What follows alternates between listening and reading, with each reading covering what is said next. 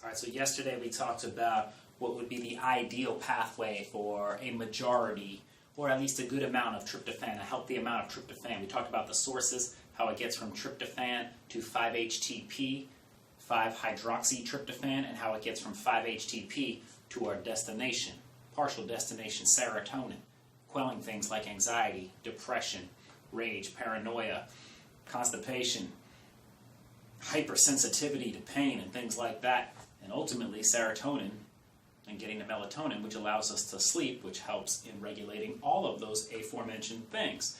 We showed you how the pathway is supposed to look. Now let's go into what we talk about here with the tryptophan steal, meaning that tryptophan that could go down that pathway we just described is being stolen and diverted away. Now this is just not some genetic defect that takes place.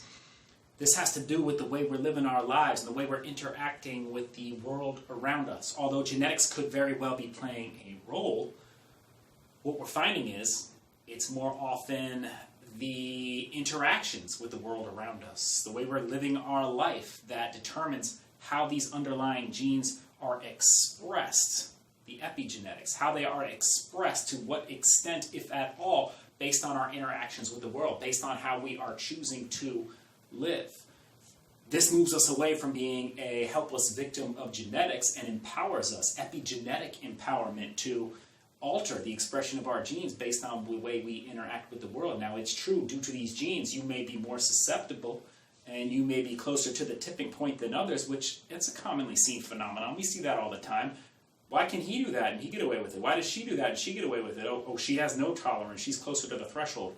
Confluence of factors involved in all this. But no doubt, those genetics could have us closer or further away. Those things can be identified. It's an embryonic science, but those things can be identified with taking the raw data from a 23andMe or an Ancestry and putting it through certain algorithms to see what SNPs, single nucleotide genetic polymorphisms, we may have, the SNPs.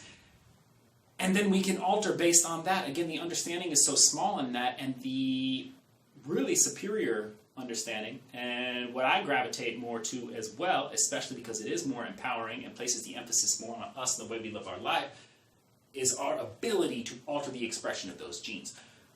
So, let's just show you tryptophan steal, how it takes place, what goes on there, taking that tryptophan away from our serotonin and diverting it another way. We're going back to the whiteboard just because it's easy to grasp then as well.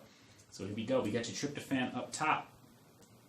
We see tryptophan, and ideally, we want to get tryptophan down there to that serotonin. But, as you can see, what can happen due to things like stressors, and we're talking about all stressors, remember, not just the emotional stressors between our ear, all those are huge, not just the mental stressors, but the physical stress to the body, the chemical stress from the toxins we encounter on a daily basis, from the pesticides, herbicides on our food, from the plastics, from the BPA, from things like that.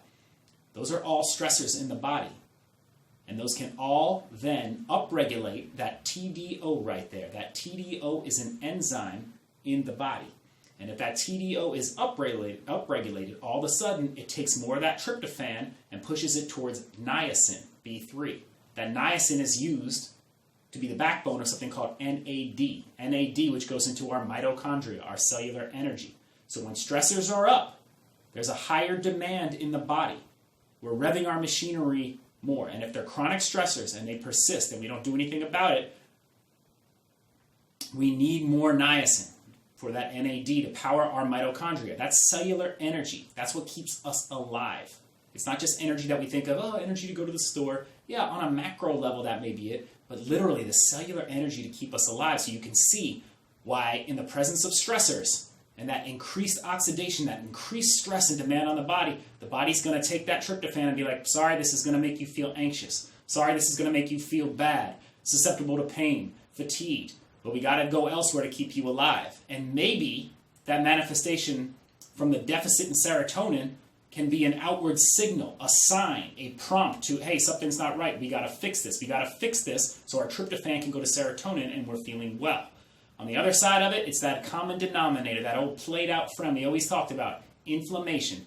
Inflammation regulates another enzyme, IDO.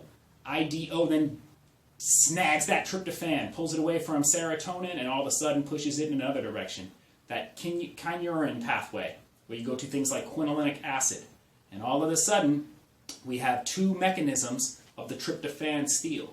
Tryptophan, stealing our serotonin due to inflammation, stressors in the body, which include a lot of things, and all of a sudden we have a deficit of serotonin and a worsening of our symptoms, signs, and the way we experience life.